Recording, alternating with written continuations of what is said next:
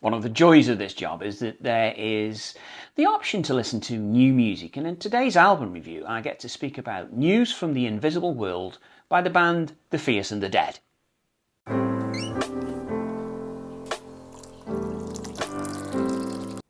So, the band are not newcomers to the music scene. However, when this gets released on the 28th of July, it will indeed have been 5 years since their last release, and in that time vocal responsibilities have been passed on to bassist Kev Feazey.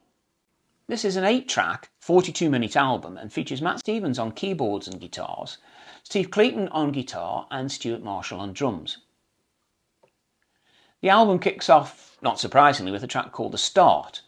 This has an electro opening with the Feazey vocals accompanied by Far Eastern sounding keyboards. There's a spoken rap section that at first doesn't really seem to fit, but as the intensity builds it provides a fitting crescendo to this short opening track. Next up, Shake the Jar, an all-energy punk leftover. It's all about pace and tempo and blows any cobwebs away left over from that gentle opener. There's a chance to draw breath as the calming bridge comes in just to take it down a notch before it explodes again to the end. The use of Tom Hunt's additional distorted vocal backing gives it a real menace, and this track really rocks, especially with a powerful bass line throughout, and it's just a mega tight piece. Track 3 is Golden Thread, which is already available on YouTube. Now, this is a top track right from the get-go. It's heavy, it's dark, it's menacing, it's a superb opening. It's Dream Theatre, Porcupine Tree and Riverside all rolled into one. The lyrics speak of reaching a goal that may not quite be attainable, the golden thread, and the struggle therein. It's a strong piece of work. I will leave a link to the video in the description below. Now, another track available on YouTube is called Photogenic Love, and this one's next, and it's a slower song than the last one. I feel we could be listening to a flock of seagulls all pulp in their prime. It's a real 80s feel to it, and it demonstrates a flexible approach to the band's music. There's a feeling of some desperation coming from the lyrics, but the track survives, and again the distorted vocals work really well. Next up we move on to a track called Wonderful, and again this track can be found on YouTube, a link in the description below. It's got a Paramore feel to it, and it's full on all action again. Powerful bass lead, and again the use of the layered vocals creates this big sound. The one-word four-line chord really helps focus attention and keeps interest going in the track throughout. It's a really good one, this is. I enjoyed this one. Track 6 is called Non-Player, and it slows the pace down, and it's an interesting song with lyrics that might possibly reflect the issues felt by Kev as he assumed the vocals for this album.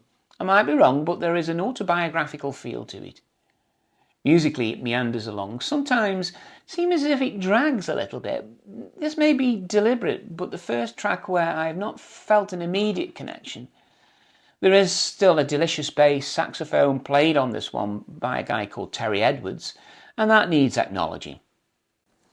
What a Time to Be Alive comes next and just explodes out of the speakers at you. There's a catchy feel to it as drums, bass and guitars all compete for the attention, but it does feel really good. I was expecting vocals, but this is an instrumental and works well with some gloriously and distorted guitars to it that just fits so well. Now, the last track is the absolute standout on this album for me and was the prime reason for agreeing to review this one. It's called Nostalgia Now. It's a true modern prog rock piece in my eyes, and the band really nailed this one. There's an additional piano played from Matt Jones, and this seems to make such a difference. It smacks of Bowie or Gabriel at the best, with that style that just defies description. There's a slow burning opening to the track, but it soon develops with the rest of the band adding their bits. Again, the bass takes a strong lead in shaping the music. Around 4.5 minutes mark, it reaches an amazing climax where everyone is heavily involved, and it's a true delight to listen to. A great finish. Now, this is an interesting album that doesn't really have a bad song, but it does have a good song in that closer.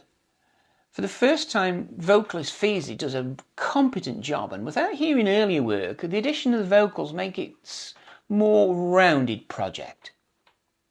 Available from the 28th of July. I've added links to the band in the description, as well as the links to the videos. That let me know what you think about this album and the band, The Fierce and the Dead, and hope that you will have liked this new music brought to you today.